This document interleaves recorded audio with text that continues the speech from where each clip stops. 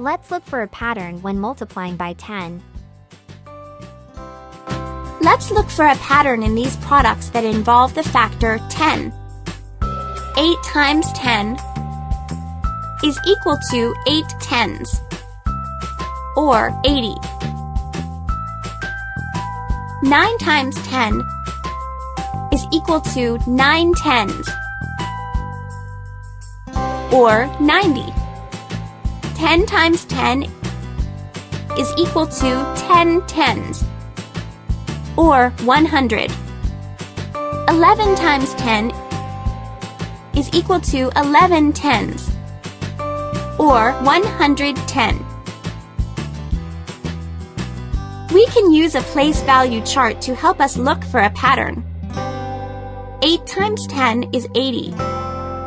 We show 80 in the chart like this.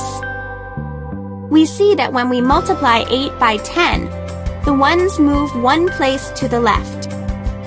9 times 10 is 90. The ones also move one place to the left. This also applies to 10 times 10. As for 11 times 10, both the 1 and the 10 move one place to the left.